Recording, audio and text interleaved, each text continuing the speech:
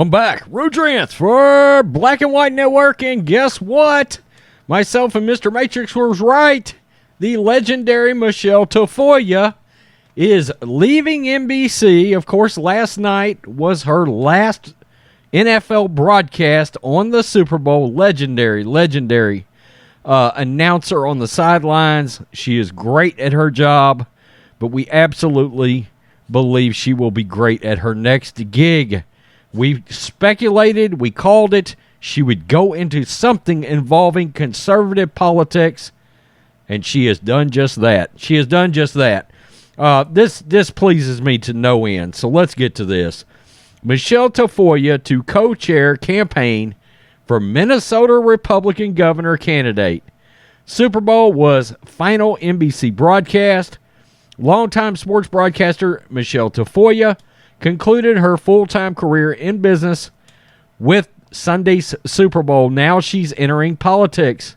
Tafoya will announce Monday that she will be the co-chair of a political campaign for businessman and Army veteran Kendall Qualls. Now, in case you're wondering, this is Kendall Qualls right here. That's right.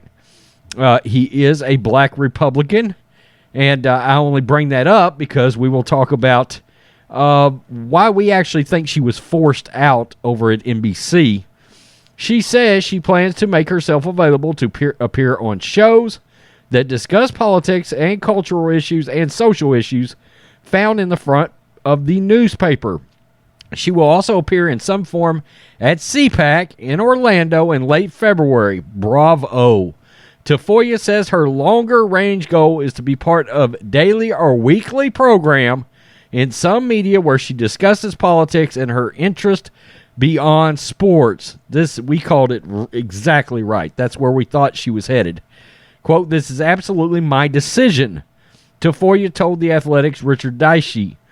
"I gave NBC my notice 3 years ago." Okay, she's saying that she wasn't forced out, hoping to be done earlier. Fred Gawley, who is a great friend and really wanted me to stay through this Super Bowl, made it happen so I could stay through this Super Bowl. In fact, in the COVID year of 2020, I was only supposed to work half of those games. Then COVID started, and I looked at the scheduling and the potential for all the reschedules and stuff that could go wrong, and I said, look, Fred, just count me in for the whole season. I don't want to make your life any more complicated than it is. I'll work. So this is all my decision. Everyone at NBC will back me up on that. They have always told me I can stay as long as I want. For me, I have to make a move while I've still got the energy to do other things and have an impact. I don't want to wait. I've got to a point in my life where I wanted to try other things, and there are things really important to me.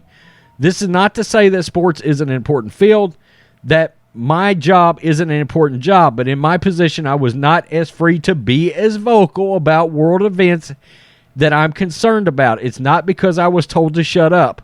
I want to make that very clear. But look, you're on a show like Sunday Night Football, which is the number one show in prime time for 11 straight years, unprecedented. The last thing I want to do is invite controversy.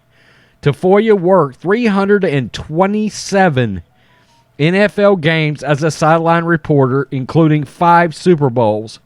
Her broadcast resume includes a swath of sports beyond NFL, multiple Olympics, NBA sideline work for ESPN/ABC, college football, college basketball for CBS. Wow, good Lord, and a Viking sideline reporter. All right, so she's saying she was not forced out, okay? But you do notice she drew the connection of, I didn't want to invite controversy. Now, she famously went on with those lunatics on The View and sat down in the conservative chair, and Colin Kaepernick came up. And she absolutely hammered nothing but the truth about Colin Kaepernick, okay? She went in on there and destroyed all the left-wing narratives about the quarterback, about him being blackballed and forced out of the league, and how he had an opportunity, and Colin was the one that didn't want the opportunity. And let's face it, and she was honest about this, that Kaepernick was making plenty of money and was doing great, okay? Nobody wants to talk about that. I mean, he has parlayed this thing into millions upon millions upon millions of dollars, whether it's Netflix or Nike or whoever, Okay? And she just wanted to make it clear. Colin Kaepernick is not oppressed, and the NFL is not a bunch of slave drivers. I mean, that's exactly what she went on there and said. But guess what? It just so happened she started disappearing from NBC broadcast. Now, she said it's not related. Fine. I'm going to believe the lady. But I am very happy to see Michele Tafoya taking a position with a conservative politician, and she's going to be going on daily shows. Going to be interested to see where she shows up. Contributor on Fox News, maybe Newsmax, some different things. She's going to be going on talking about politics, and she is going to be great. That spot, that day on The View made it clear she's absolutely cut out to do this. Absolutely cut out to do this. I can't wait to watch it. Congratulations to Michele Tafoya. That's awesome. That's awesome that she is getting that chance, and this is what she's going to do. My God, Minnesota needs a Republican governor badly. The question is, will lunatic socialist Democrat voters, will any of them be swayed to, will the Republicans outvote them? My fear would be no. That would be my fear, okay?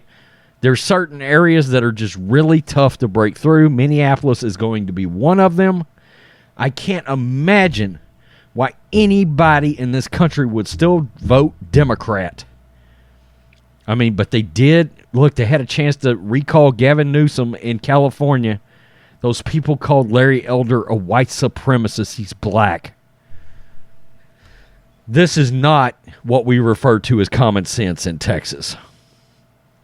Dumb fucks. Peace. I'm out. Till next time.